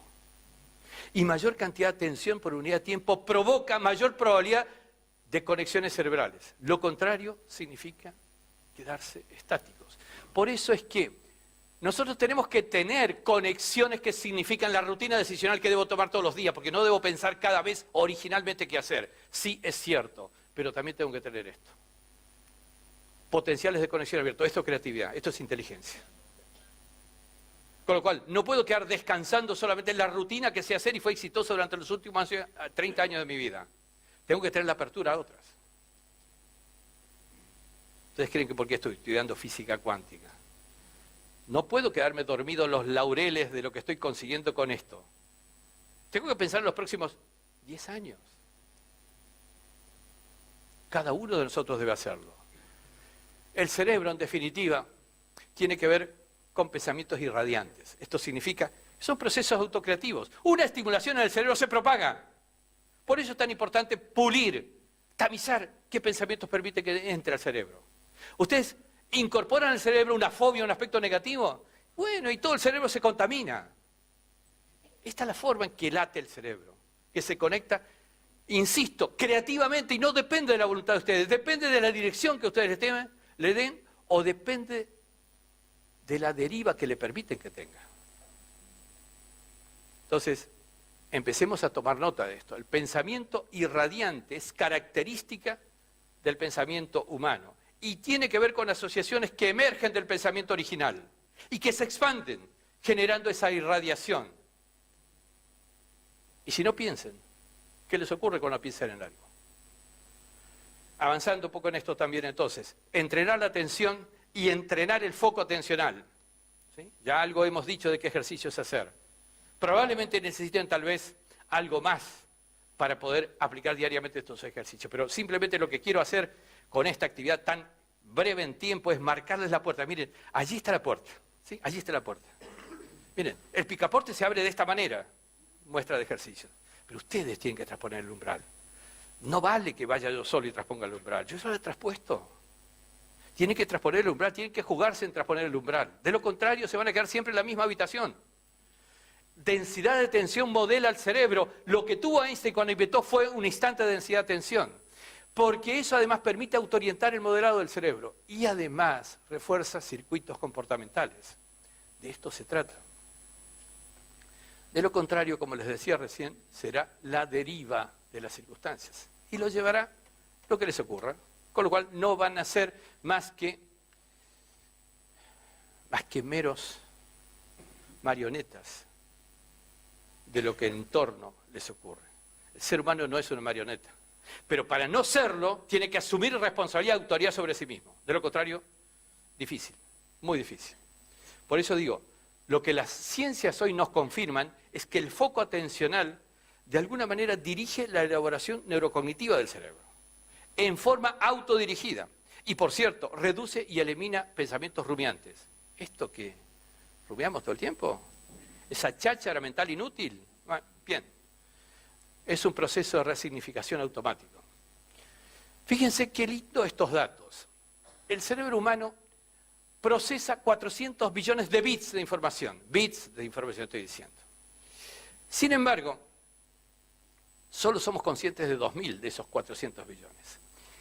Si no hacemos algo con la atención y la percepción, estas percepciones, ¿sí? Estas 2.000 serán solo relativas al cuerpo, al entorno y al tiempo. Y si no, piensen en ustedes, ¿qué han estado haciendo la tarde de hoy con el pensamiento?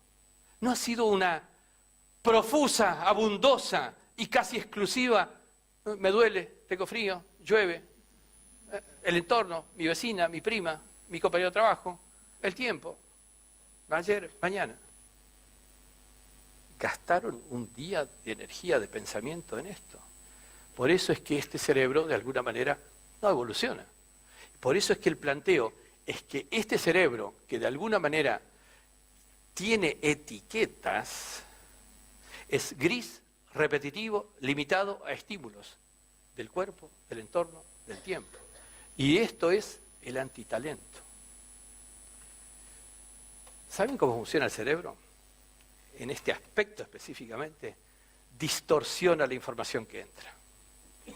La distorsiona en el sentido de aquello que ya tiene grabado. Esto es, interpreta la estimulación o la pregunta en base a la respuesta que ya tiene. Si hasta parece un político el cerebro. Responde lo que quiere responder y no la pregunta que le hicieron. El cerebro funciona así. Piénsenlo. Yo muchas veces hago un ejemplo. Cuando estoy más cerca, tomo una chica y le digo, ¿has tenido un novio a tus 15 años? Un novio pelirrojo, para destacarlo, ¿no? Pelirrojo. Se portó muy mal contigo, pero muy mal contigo. Y le pregunto, ¿qué pensarías si otro pelirrojo se acerca a ti esta tarde mismo? Luego dice, no, pará, vamos a pensarlo, vamos a analizarlo, lo miro, ¿no? Investigo. ¿Qué culpa tiene este segundo pelirrojo? Más aún, extiende. Y les digo, ese libro Neuromanagement que he publicado tiene tapas rojas, no me lo vas a comprar porque tiene tapas rojas. Se parece al pelo de tu primer noviecito. Pero lo importante aquí es que está trasladando su experiencia grabada para interpretar la nueva experiencia. Y esto es lo que va a hacer el cerebro, distorsiona. Convalida previas percepciones para convalidar lo que está pensando. Por eso es importante evitar la etiquetación. Estas distorsiones en la percepción son las que nos hacen errar, equivocar muchas veces. Lo que hay que evitar y evadir es esta situación de cerebros rutinizados. ¿Por qué? Porque este cerebro, al tener esta conformación, obviamente estoy haciendo, perdón, los neurólogos que hay aquí, discúlpenme, estoy haciendo una explicación gráfica lo más sencilla y plana posible. Pero esta situación de conexiones cerradas, sin ninguna apertura, significa rutinas consolidadas. Es la persona de más de 40 que hace su vida ya todos los días la misma. Va al trabajo por el mismo camino, se sienta en su trabajo, sabe lo que hacer para hacerlo bien, hace lo mismo todos los días, vuelve a su casa por el camino que ya conoce, viene, se sienta en su casa, en la misma mesa, en la misma, si es el varón, en la cabecera, la mujer a la derecha, el hijo mayor a la izquierda, todos viven la misma situación todas las santas noches de los últimos 3.500 años. 4 neuronas funcionando. Bien, perfecta funcionando, eficientísimo para comer de la misma manera con el mismo programa de televisión delante.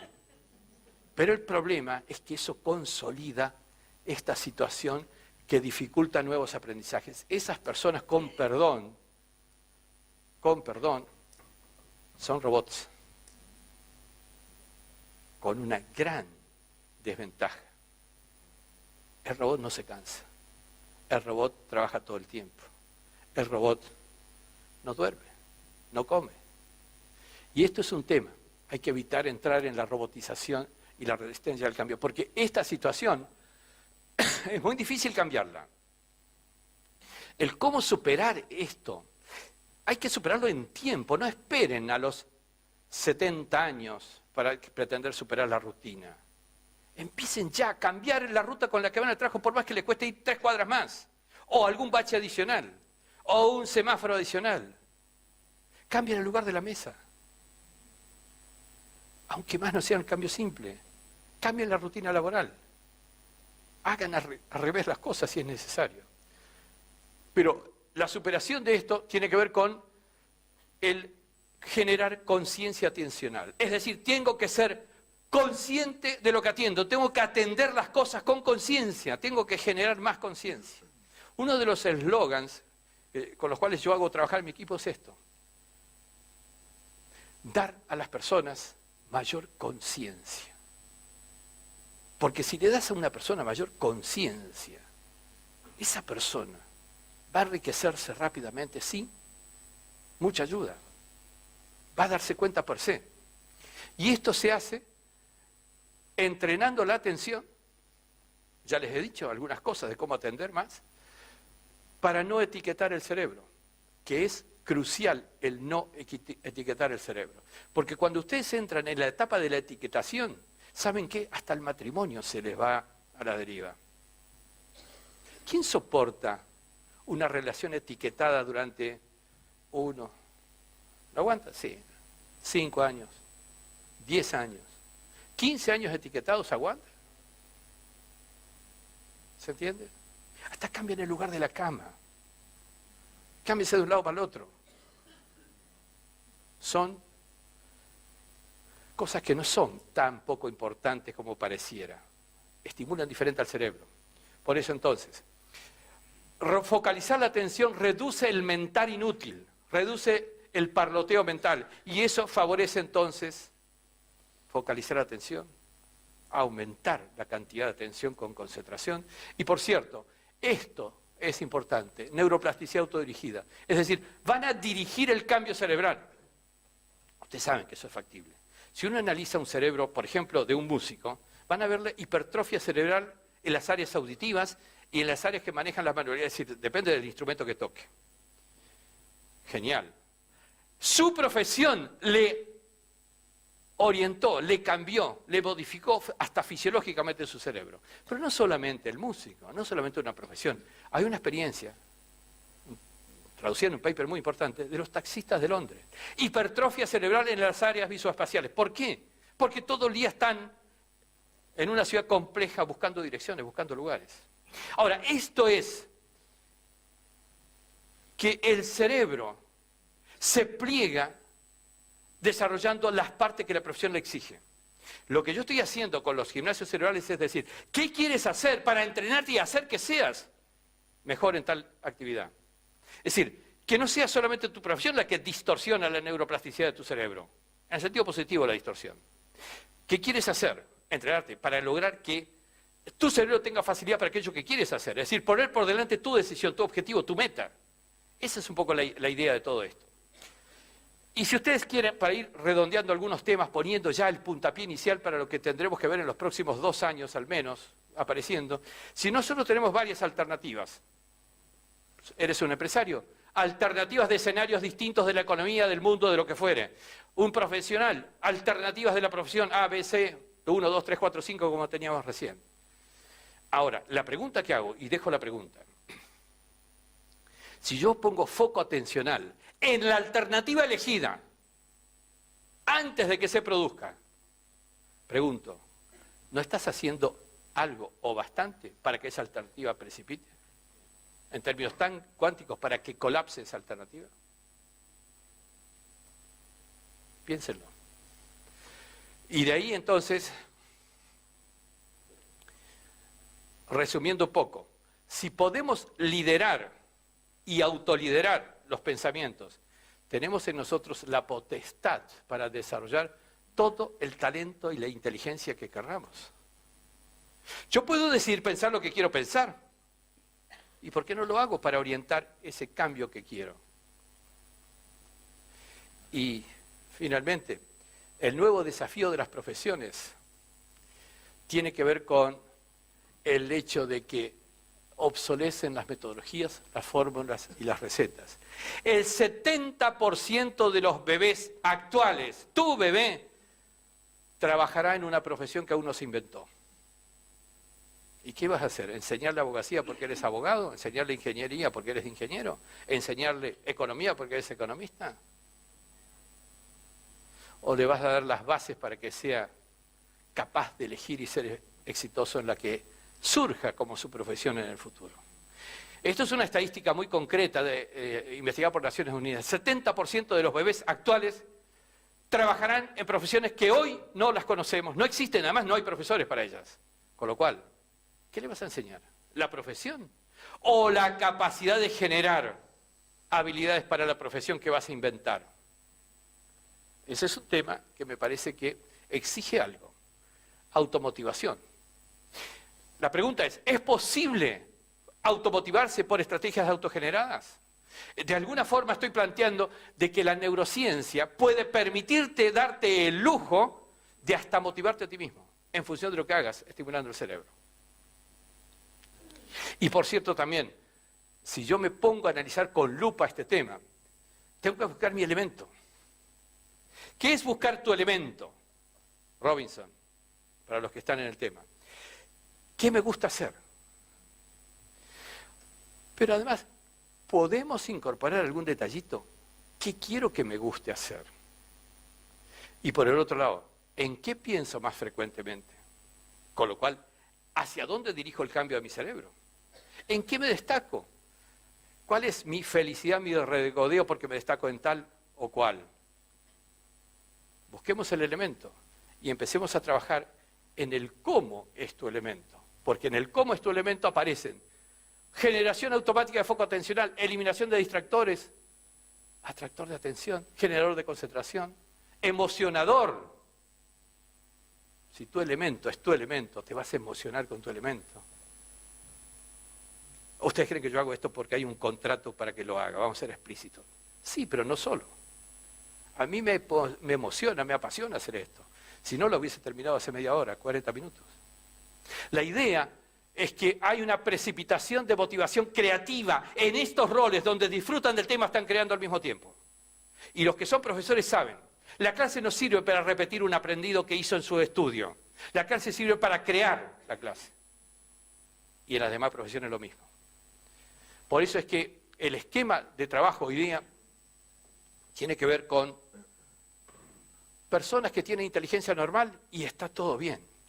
El problema es que hay una instancia en la cual empezamos a agregar conexiones neuronales, fíjense cómo crecen, y cuando llegamos a esto hay una inteligencia estimulada, pero cuando sigue estimulándose, sigue, en realidad aparece un supercerebro.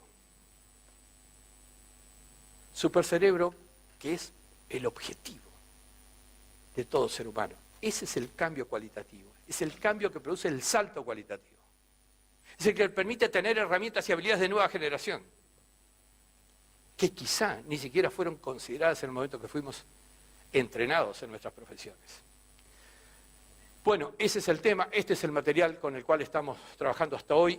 Estos espacios vacíos son los más importantes, son neurocuántica. Gracias, y a las preguntas, si hay tiempo, yo me quedo hasta las 12 de la noche, de manera tal...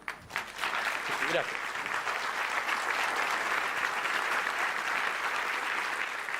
Néstor Braidot, vamos a una serie de preguntas.